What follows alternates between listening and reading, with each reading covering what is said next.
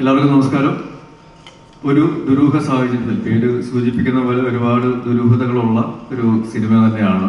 പക്ഷെ ആ ദുരൂഹതകൾ സാധാരണ നമ്മുടെ മലയാളികളുടെ ദൈനംദിന സംഭാഷണത്തിൽ വരുന്ന ഒരു വാക്കാണ്, അല്ലെങ്കിൽ യൂസ് ചെയ്യുന്ന ഒരു വാക്കാണ് ദുരൂഹ സാഹചര്യം എന്നുള്ളത്.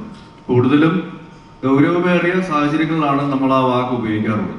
പക്ഷെ ഈ പടത്തിൽ ഈ ദുരൂഹ സാഹചര്യം എന്ന് പറയുമ്പോൾ അതിൽ ഗൗരവമേറിയ വിഷയത്തോടൊപ്പം തന്നെ നർമ്മവും അല്ലെങ്കിൽ ആക്ഷേപഹാസ്യവും, പിന്നെ പൊതുവെ നമ്മൾ കണ്ടിട്ടുള്ള രതീഷ് ബാലകൃഷ്ണ പൊതുവായ സിനിമകളിൽ നിന്നും എന്തെങ്കിലും വ്യത്യസ്തമായ ഒരു സാധനം ഉണ്ടെങ്കിൽ കുറച്ചുകൂടി ഒരു ആക്ഷൻ സീക്വൻസുകളും കൂടെ ഉള്ള ഒരു സിനിമയാണ് ഒരു ദുരൂഹ സാഹചര്യത്തിൽ. അപ്പൊ അതുകൊണ്ട് ഗൗരവമേറിയ സിനിമ എന്നതിലപ്പുറം അതിനോട് ഒരു നമ്മുടെ സമൂഹത്തിലെ പല കാര്യങ്ങളും ആക്ഷേപഹാസ്യ രൂപത്തിൽ പറയുന്ന, നർമ്മത്തിൽ കലർന്ന് പറയുന്ന, കുറച്ചുകൂടി ഇമോഷണൽ കോഷ്യൻ്റുള്ള ആക്ഷൻ സീക്വൻസുകളുള്ള ഒരു സിനിമയാണ് ഒരു ദുരൂഹ സാഹചര്യത്തിൽ.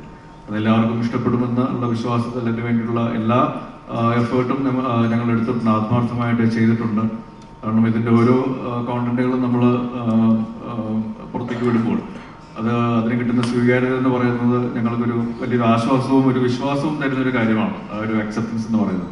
അപ്പോൾ അത് തീർച്ചയായിട്ടും 15-ാം തീയതി വിഷുക്കാലത്ത് തിയേറ്ററിൽ വരുമ്പോൾ അതിനേക്കാളും നല്ല രീതിയിൽ അത് ആൾക്കാരെ, പ്രേക്ഷകരെ എന്റർടൈൻ ചെയ്യിക്കും എന്നുള്ളൊരു വിശ്വാസവും അതൊരു വിഷു കൈനീട്ടമായിട്ട് പ്രേക്ഷകർ സ്വീകരിച്ച് വിജയിപ്പിക്കും എന്നുള്ളൊരു പ്രാർത്ഥനയുമുണ്ട്.